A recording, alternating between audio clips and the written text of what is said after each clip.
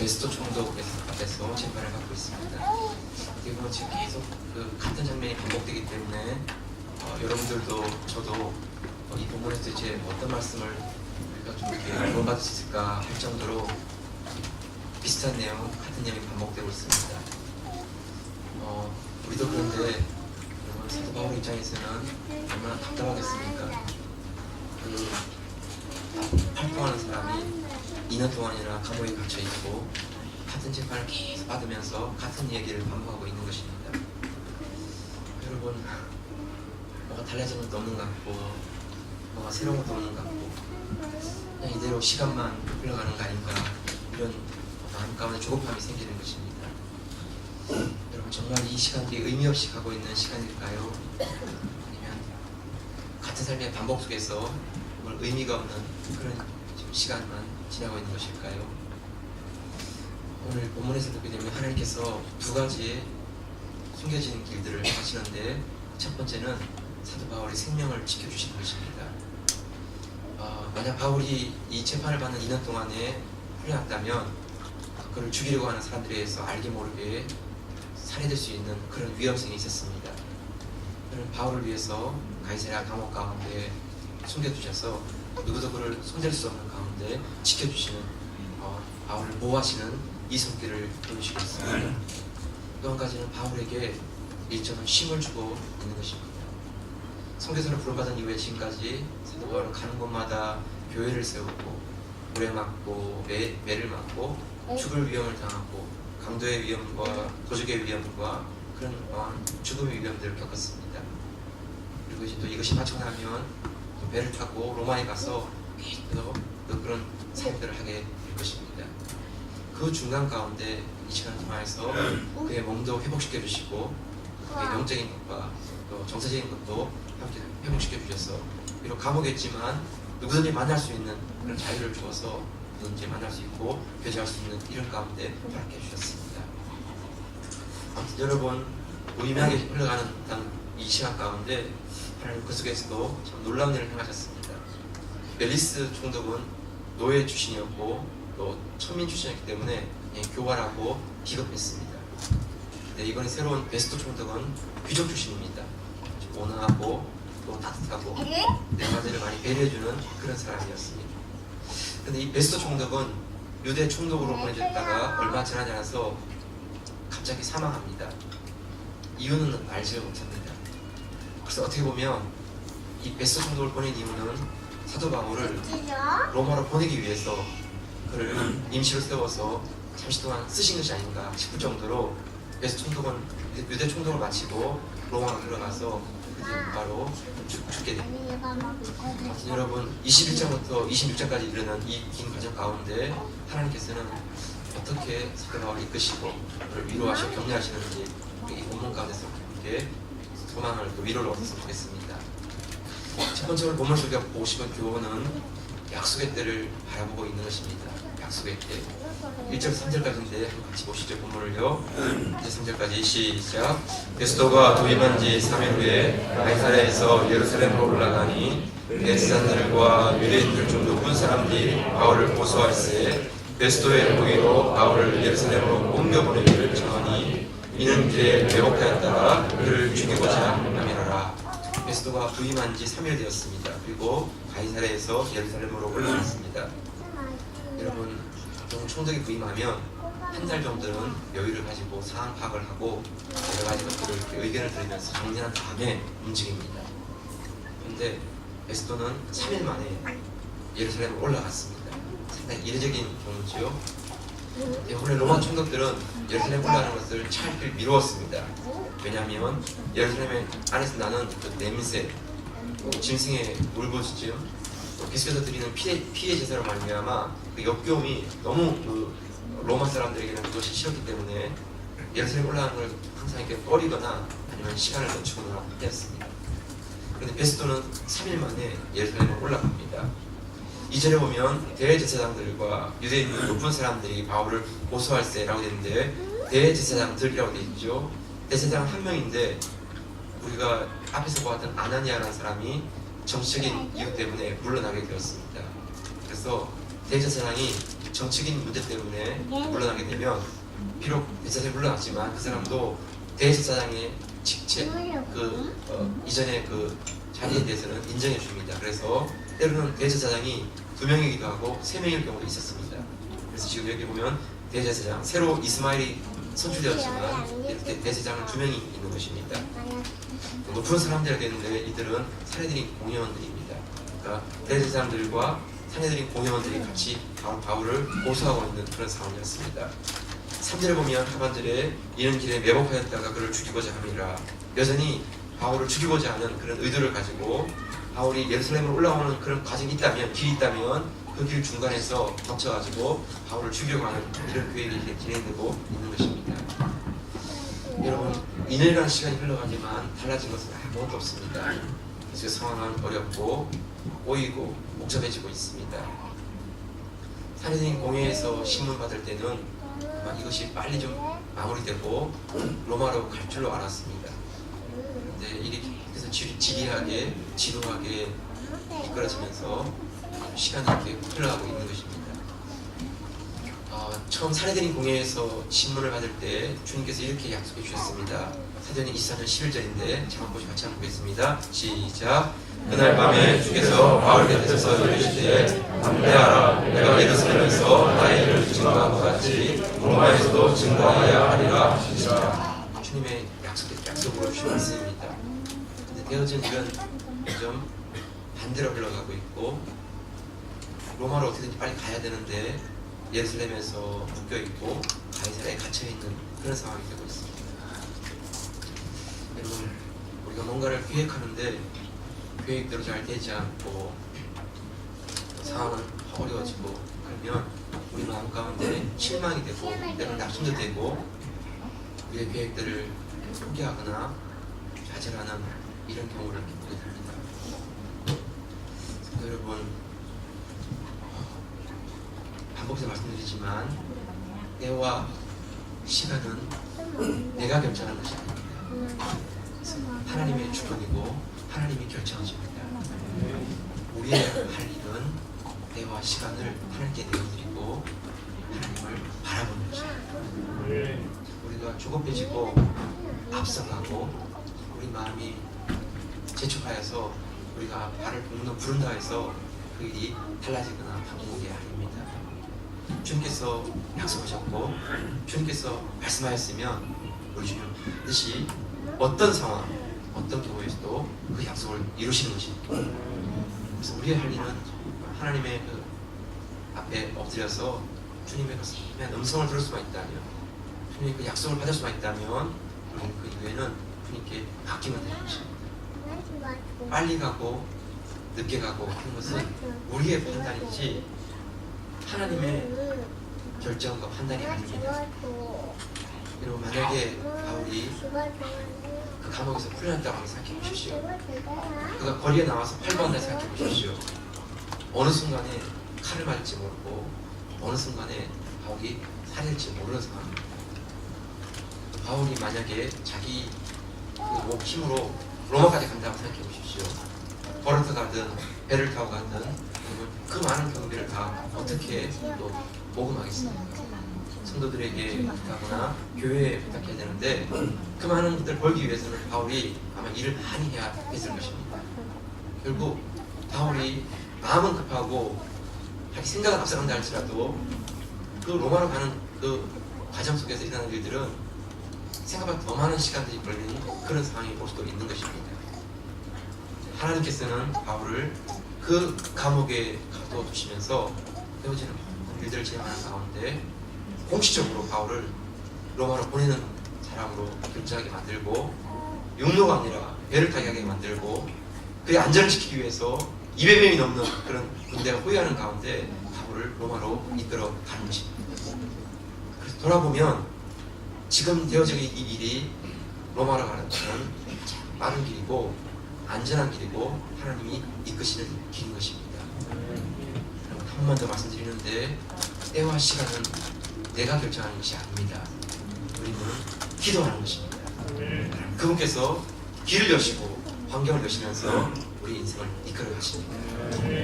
여러분, 동일한 바람이 불어도 한 배는 동쪽으로 가고 다른 한 배는 서쪽으로 갑니다. 동일한 바람이 불어오는데 어떻게 한 배는 동쪽으로 가고 한 배는 서쪽으로 갈 수 있습니까? 여러분, 바람이 배의 방향을 결정하는 것이 아니라 배의 돛이 배의 방향을 결정하는 것입니다. 동쪽으로 열려있는 배는 배를 동쪽으로 나가게 만들고 서쪽으로 열려있는 배는 서쪽으로 가게 만드는 것입니다. 우리가 조급하게 막 서둔다 해서 빨리 갈 수 있는 게 아닙니다. 방향을 결정하시고 속도를 결정하시는 분은 하나님이십니다. 우리는 준비하지만 그를 이루시는 분은 하나님이십니다. 그러니까 하나님 그분을 바라보고 하나님 그분께 내어드리고 하나님 그분이 원하시는 대로 기뻐하시는 대로 우리 발걸음 이끌어가시도록 하나님을 바라보는 것입니다. 또 여러분, 하나님께서 같이 그 말씀하신 것을 이루시고 약속하신 것을 이루십니다. 그동안에 기도의 줄을 놓지 아니하고 하나님께 엎드리고 간구하고, 그래서 하나님께서 그 기도 가운데 주신 그 응답대로 우리 인생 이끌어가시는 우리가 간증하고 체험할 수 있는 저희 여러분들 되기를 축복합니다. 두 번째, 오늘 본문에서 보게 되는 부분은 바울이 하나님의 계획을 깨닫습니다. 하나님의 계획을. 9절 10절 말씀인데 여러분 같이 한번 볼까요? 9절 10절 말씀입니다. 시작. 베스도가 유대인의 마음을 얻고자 하여 바울도 묻되 내가 예루살렘을 가서 이 사건에 대하여 내 앞에서 신문을 받으려느냐? 바울이 가로되 내가 가이사의 재판관이 앞에 섰으니 마땅히 거기서 신문을 받을 것이라. 당신도 잘 아시는 바에 내가 유대인들에게 불의를 당한 일이 없나이다. 지금 바울에게 유대인들이 송사하는 그 죄목은 세 가지였는데, 유대인들을 소욕해 하는 죄, 나사렛 이단의 괴수를 전파하는 죄, 성전을 더럽게 한 죄, 세 가지였습니다. 첫 번째 소요하는 것과 또 나사렛 이단의 괴수, 가이사 외에 다른 그 주를 인정한다는 것, 이것은 로마 법에 보아서도 저촉되는 것입니다. 그러나 성전을 더럽게 하는 것은 로마 법과는 관계가 없는 것입니다. 아무튼 두 개가 연결되어 있고, 한 가지는 유대인들 법에서 최고의 그 죄에 해당하기 때문에 그 세 가지를 들고 나와서 지금 바울을 고소했습니다. 바울은 그 죄에 대해서 나는 무죄합니다 얘기했어요. 10절에 보게 되면 바울이 가로되 내가 가이사의 재판자리 앞에 섰으니 마땅히 거기 재판을 신문을 받을 것이라. 당신도 잘 아시는 바에 내가 유대인들에게 불의를 행한 일이 없나이다. 바울은 자기의 무죄함을 분명히 얘기했습니다. 근데 그때 베스도가 이렇게 말합니다. 12절인데 같이 한번 보실까요? 마지막 12절 시작. 베스도가 대자들과 상의하고 하는데 내가 가이사에게 호소하였으니 가이사에게 갈 것이라 아니라. 로마 시민권을 가진 사람들은 특권이 있었는데, 그것은 황제 앞에서 내가 재판을 받겠습니다 라고 하면 다른 모든 재판들은 다 그것으로 종결되는 것입니다. 마지막 그 재판, 가이사 앞에서의 재판을 염두에 두고 다른 모든 재판들은 다 그냥 무효가 되어버리는 것입니다.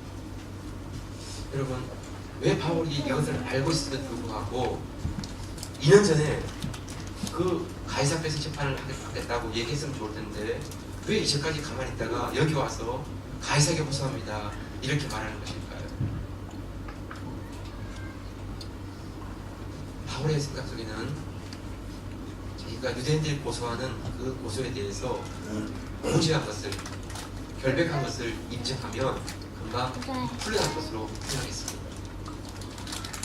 근데 여러 번 자기의 무죄함을 얘기했지만 상황이 호전되지가 않는 것입니다. 상황이 바뀌지가 않는 것입니다. 그런 가운데 불현듯 그의 마음 가운데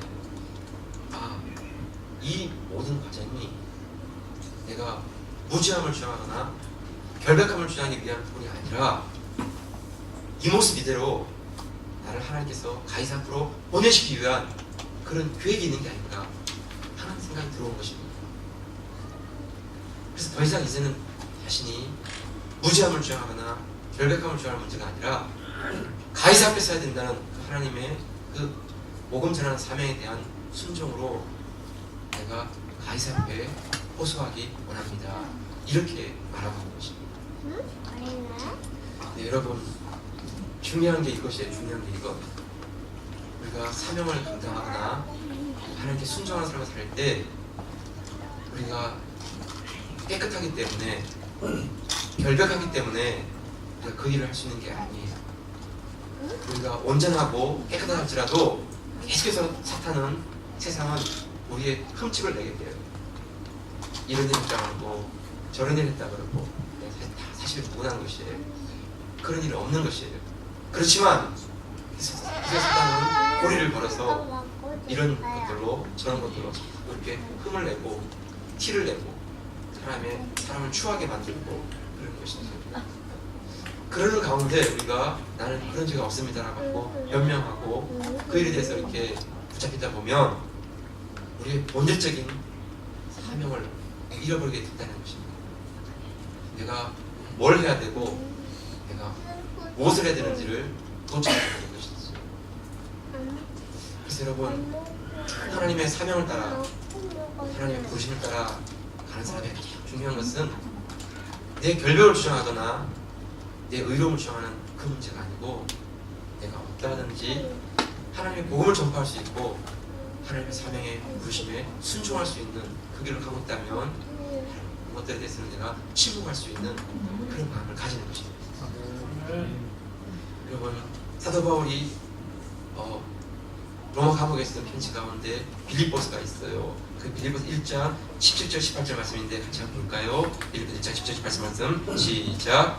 저들은 나의 매일매일 괴로움을 더하게 할 줄로 생각하여 순전치 못하게 다툼으로 그리스도를 전파하느니라. 그러면 무엇이며 매번하나 자문하나 무슨 방도라든지 전파되는 것은 그 그리스도니 이로써 내가 기뻐하고 또한 기뻐하노라. 감옥에 갇혀있는 바울에게 계속해서 사람들이 비방했어요. 공금을 횡령했다, 사도가 아니다, 저가 사람들을 막 부려먹는다, 여러가지 오만 것들을 이렇게 감옥에 갇혀있는 바울을 향해서도 계속 이렇게 흠집을 내는 것이죠.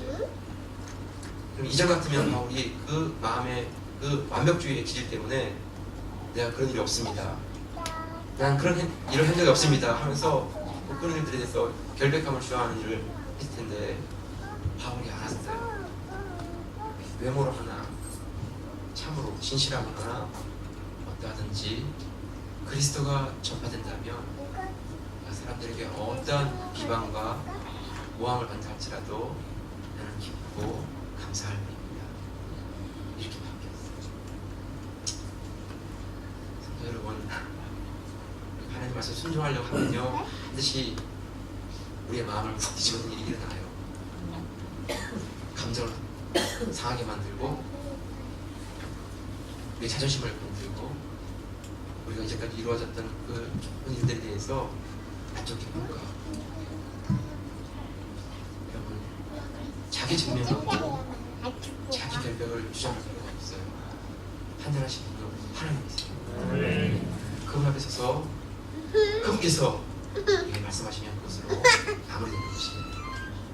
사람들의 어떠한 변호와 변증과 그 결백이 아무런 도움이 되는 게 아니에요. 중요한 것은 우리가 부르심을 따라 사는 것이죠. 사명을 따라 가는 것입니다. 그리스도를 전할 수 있고 하나님의 나라와 그 의를 증거할 수 있다면 우리는 기뻐하고 기뻐할 수 있는 것입니다. 아멘. 지루한 삶이 반복되거나 아니면 같은 삶이 이어지고 있을 때 우리 한번 돌아보십시오. 내가 싸우고 있는 것이 혹시나 나를 정리하기 위해서 내가 싸우고 있는 사람, 내 결백과 자기 의를 사람들에게 증거하기 위해서 시간을 보내는 사람, 나를 판단하실 분이 하나님이시고 나를 세우신 분이 하나님이시라면 그분 앞에서 모든 판단을 다 맡겨드리고 내 마음의 순전함을 따라서 복음을 위해서, 하나님을 위해서 달려가는 것입니다. 우리 교회가 그 일 가운데 부르심에 순종하는 교회, 순종하는 성도 될 수 있기를 주의 이름으로 축복합니다. 한 번 더 박수를 좀 같이 보면 좋겠는데, 바울이 마지막까지 부활을 증거합니다. 18절 19절인데 같이 볼까요? 18절 19절 말씀 시작. 원고들이 있어서 나의 진단하는 것 같은 악행의 사건은 하나도 제출하지 아니하고 오직 자기들의 종교와 또는 예수라 하는 일에 죽은 것을 살았다고 바울이 주장하는 그 일에 관한 문제로 송사하는 것뿐이라. 베스토가 예루살렘에 올라온 것은 그 바울이라고 하는 그 재판 자체가 굉장히 중요한 사안이기 때문에 이게 굉장히 큰 문제가 있나 보다 싶어서 얘기를 다 들어봤는데, 얘기를 들어본 즉슨 아무것도 아니었어요. 그냥 바울의 로마의 법에 비춰볼 때 그는 어떠한 죄를 졌다고 판단할 수가 없는 것이에요. 다만 죽었다가 살았다고 하는 뭐 예수라는 사람에 대해서 그가 죽었다가 다시 살아났다, 그게 중요한 논쟁이라는 것이에요. 그래서 베스트 입장에서는 아니 왜 이렇게 시시한 거, 이렇게 하찮은 거 이런 거 가지고 이런 논쟁을 하고 있는가, 이런 마음이 든 것이에요. 네, 여러분, 세상 사람들이 볼 때는 십자가의 그 죽으심과 무덤의 부활, 이것이 아무것도 아닌 것처럼 볼지 모르지만 하나님 믿는 우리에게는 정말 십자가와 부활이 중요한 것입니다. 우리 개인의 믿음과 교회가 십자가의 피 묻은 복음과 예수 그리스도의 죽음에서의 부활하셨다는 그 복음의 생명이 사라지거나 약화되기 시작하면 교회도 같이 약화되는 것입니다. 그래서 교회 가운데 십자가의 그 피가 살리는 생명의 역사가 나타나지 않는 것이에요.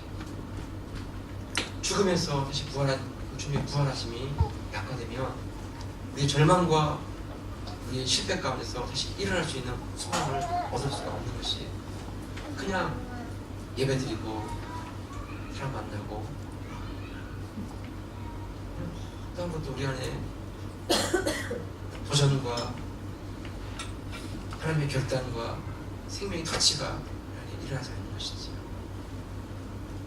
여러분, 세상 사람들에게는 십자가와 부활이 아무것도 아닌 것처럼 다가올지 모르지만 예수님 우리에게는 십자가 부활을 빼면 우리는 아무것도 아닌 것이에요. 세상 사람들은 이 땅이 전부이기 때문에 여기서만 모든 것들을 다 이야기해요. 우리는 이 땅이 전부 아니에요. 하나님의 나라가 있고 무한한 생명이 있어요. 우리는 그 땅에서의 삶이 더 소중하기 때문에 이 땅에 삶을 사는 동안에 그 십자가와 그 부활의 복음을 증거하면서 주님과 누릴 원한 나라, 예수 그리스도의 신부가 되어서 하늘나라에 이루어진 잔치를 바라보면서 이 땅을 살아가는 것이에요. 여러분, 세상 사람들이 들으면 웃기는 얘기예요. 야, 무슨 자 엉뚱한 얘기를 하냐, 생명이라는 게 이 땅에서 그냥 다 죽으면 끝나는 것이지. 아니에요. 여러분, 히브리서 9장 27절 한번 볼까요? 히브리서 9장 27절 말씀이에요. 시작. 한번 죽는 것은 사람에게 정하신 것이요 그 후에는 심판이 있으니. 여러분, 죽음이 끝이 아니에요. 성경 절대 그렇게 말씀하지 않아요. 하나님은 결코 거짓말할 수 있는 분이 아닌데 하나님 그분이 거짓말하시는 게 아니에요. 모든 인생은 한번 죽지만 죽음 이후에는 이제 하나님께서 심판이 있어요. 그리고 영원한 생명과 영원한 풍벌로 나뉘어지는 심판을 받게 되는 것이죠. 엄마 태중에 있는 아기는 10달 동안 있는 동안에 엄마의 그 태출을 통해서 양수를 공급받아요. 영양분을 공급받아요. 마치 그것은 물속에 이렇게 있는 그 모습과 같대요. 물속에 아이가 둥둥 떠다니는 것이죠. 근데 여러분, 그 물속에서 살아가는 아이라면 굳이 손과 발 필요 없어요. 이렇게 회원만 잘 치면 되니까 이렇게 몸만 움직여도 이렇게 되는 거예요. 근데 그 태 속에서 손이 나오고 발이 나오고, 그래서 10달이 지나면 아이가 태어나서 그 손과 발이 필요한 이유를 알게 돼요. 스스로 쓰게 되고 스스로 그것을 음식을 먹게 되고, 그래서 손과 발이 있어야 되는 것을 알게 되는 것이지. 우리 인생에게도 영혼이 있어요. 영혼을 사모하는 마음이 모든 사람에게 다 심겨져 있어요. 이 땅이 전부라면 왜 우리 마음속에 영원한 삶, 영원한 세계, 그런 것들 우리가 가끔씩 문득문득 생각하는 이유가 무엇일까요? 이 땅이 전부가 아니고 이 땅의 삶이 마지막이 아니에요. 영원한 나라가 있고 영원한 생명이 있어요. 우리에게 주신 이 땅의 삶 속에 영원한 생명을, 영원한 세계를 바라보고 준비하게 하신 것입니다. 십자가와 부활은 바로 그 영원한 생명을 얻게 하시는 하나님의 능력이에요. 하나님 모르는 사람들에게는 십자가 부활은 그냥 하찮은 것, 비싼 것처럼 보일지 모르지만 영원한 생명을 경험하고 있고 주님의 나라를 알고 있는 사람들에게는 십자가 부활이 없으면 그 나라를 들어갈 수가 없는 것입니다. 그래서 언제 어디서나 십자가에 대해서, 부활에 대해서 말씀을 증거하게 되는 것이죠. 여러분, 2007년에 나온 책인데 그 청년 바보 이사라는 책이죠. 고대 의대를 졸업한 한 사람이 33세에 세상을 떠났어요. 젊은 나이에. 그가 어떤 사람인지는 잘 몰랐다가 장례식에 무려 4,000명이나 되는 사람이 몰려들었어요. 사람들을 모은 게 아니에요.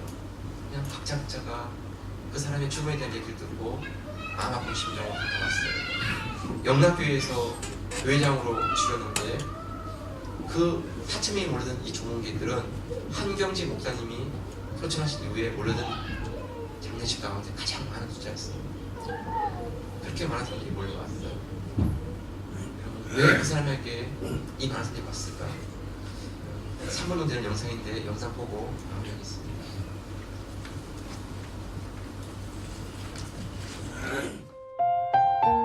지난 2006년 한 청년 의사의 장례식장에 4,000명이 넘는 사람들이 몰려왔습니다. 동료 선후배들뿐만 아니라 환자들과 가족들, 병원 청소하는 분, 식당 아주머니, 침대 미는 도우미 등 모인 그들은 모두 가슴에 뜨거운 눈물을 흘리며 그를 그리워했습니다. 그는 매일 밤 회진을 돌며 조용히 제 손을 잡고 기도해 주었습니다. 기독교인이 아니라 처음에는 거부감이 들고 불쾌하기까지 했지만 어느 날부터 그 청년 의사를 기다리게 되었고 그 청년 의사가 믿는 그 예수님을 한번 믿어보고 싶어졌습니다.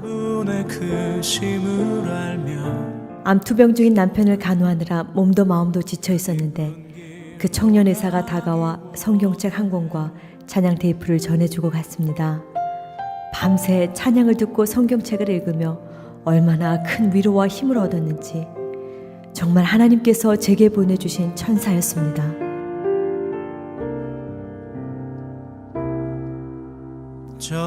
병원 매점 앞에서 오랫동안 구두를 닦아왔는데 제게 항상 허리를 굽혀 공손하게 인사하는 의사는 그 청년이 평생 처음이었습니다. 그 겸손한 모습에 예수 믿는 사람들을 다시 보게 되었습니다. 그 청년 의사는 퇴원하여 집에서 투병 중인 아들을 잊지 않고 찾아와 늘 격려해주고 꿈을 심어주었습니다. 아들은 아직 침대에 누워있지만 이제 다른 사람들과 교회들, 열방을 위한 중보기도자가 되었습니다. 일일이 다 열거할 수 없는 수많은 사람들에게 사랑을 나눈 그 청년 의사는 바로 고려대학교 의과대학병원의 내과 전문의였던 안수연 형제입니다. 의사로서 심히 바쁘고 분주한 가운데서도 그는 늘 마음의 귀를 열어 환자들의 얘기를 들어주었고 죽음을 맞이하는 환자의 가족들을 위로하기 위해 영안실을 찾기도 했습니다.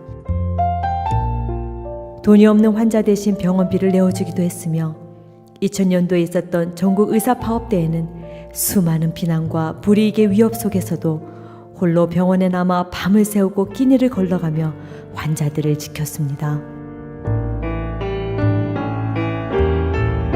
2006년 33세에 하나님의 부르심을 받기 전까지 그는 평생 참 의사로서 청년 모임과 성경 공부 인도자, 주일학교 교사, 성가대원으로서 하나님께 우선순위를 두고 늘 예수님을 닮기 위해 자신의 모든 것을 아낌없이 나누어 주었습니다.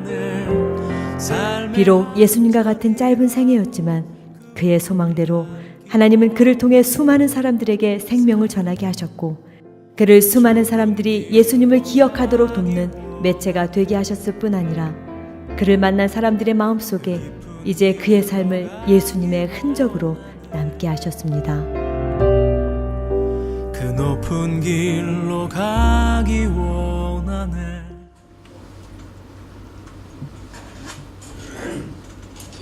했지만 여기서 정리했습니다. 여러분, 인생의 시간을 우리가 결정하는 것이 아니죠. 우리가 짧든 길든 어떤 경우에도 늘 우리 삶 가운데 예수님과 함께하고 예수님의 생명이 함께 고백되고 드러나는 흔적이 있는 삶이 되면 좋겠습니다. 오늘 말씀 주신 말씀 따라서 함께 좀 나눠주겠습니다. 여러분, 시간은 내가 주관하는 것이 아닙니다. 하나님 그분이 주관하시죠. 기도로 약속의 말씀을 잡고 나가면 좋겠습니다. 내 결백과 내 의를 증명하기 위해서가 아니라 사명을 따라서, 부르심을 따라서 나가셨다면 오늘 그것을 함께 기뻐하면 좋겠습니다. 마지막으로 십자가 부활은 우리 믿음의 분명한 것입니다. 교회를 나오지만 신앙생활하지만 안에 예수님의 생명이 없다면 아직 그 사람은 진정한 크리스천이 아닙니다. 거듭난 그리스도인이 아닙니다. 여러분, 정말 십자가와 부활을 통하여서 우리가 있는 곳마다 예수님의 생명의 흔적이 드러나고 생명의 그 향기가 드러나는 그런 삶을 되기를 원합니다. 시간 주신 말씀 가지고 우리 같이 이런 삶을 살게 되도록 같이 한번 같이 협심해서 기도하겠습니다. 하나님 아버지,